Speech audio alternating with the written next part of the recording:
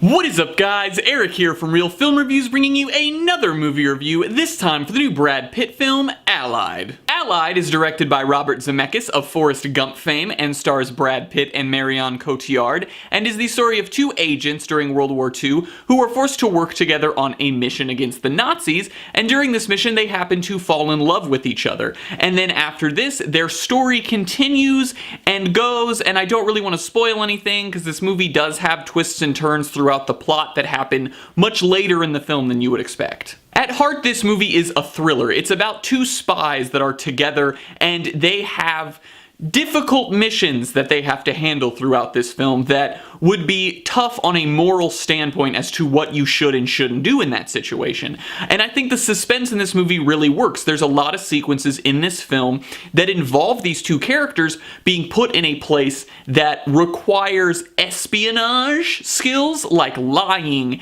and accents and things like that, where if it's given up and someone figures you out, you would die. So this movie has a very strong manner of pushing the suspense on you in those scenes, but it actually works in a not very cliche manner. There is one sequence that's very small in the movie that is extremely cliched to me that just builds very easy suspense.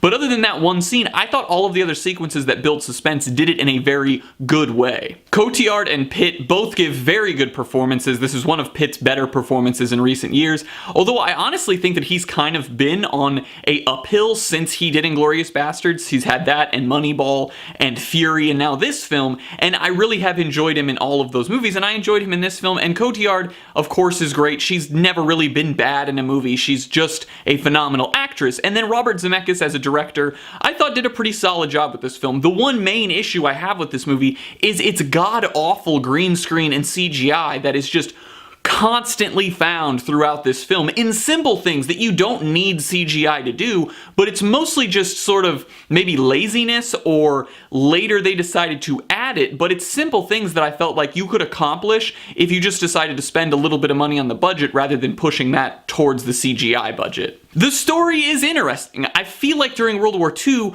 we don't get many movies that are about this side of it, where you have people that, I don't want to call them spies, because they aren't really spies. They're kind of just like agents. I feel like that's the best word to describe them. They're just there, and they are contracted to do a thing for a government against another government. So they're not mercenaries because they work for that government, but they also aren't secret agents who are like, you know, James Bond or something. But this story isn't some shoot-'em-up World War II film like I think most World War II films we get are. This one revolves around espionage and the things that happen in the shadows, and I really enjoyed that, and the writing in the film also worked very strongly in that way. However, the thing that hurts this movie so much is its pacing in the writing. The pacing is so slow in this film. The main plot of this film does not start until over halfway through it, and then you don't have enough time to get attached to that storyline. There are a couple action sequences in this movie that are done very well and were extremely entertaining to see, but I think the pacing just really kills this film because you get all of this stuff in the beginning. This movie's only like 2 hours long, and for over an hour you spend in this beginning section, and then the second section is where the main plot of the story takes place, and you don't get there till you've already been watching the movie for an hour, and then you sort of don't get enough attached to that story, if that makes any sense. You feel for the characters involved, but the actual premise of that story is harder to become attached to since you have such a short amount of time to sort of build up to it. It's sort of just dropped on you, and then you're supposed to just move forward and really care about that story. That being said, I do not think the plot of this film is bad. I think the plot is very interesting. I just think the pacing of when to introduce the plot and the characters and their relationships and all of these other aspects that go into the characterization and the building of them, it needs to happen sooner in the film so that way when you get to that later plot point, it doesn't feel like it's just dropped on you and you just all of a sudden have had the entire story changed and you have to then think about everything in a different way. I'm gonna give Allied a B.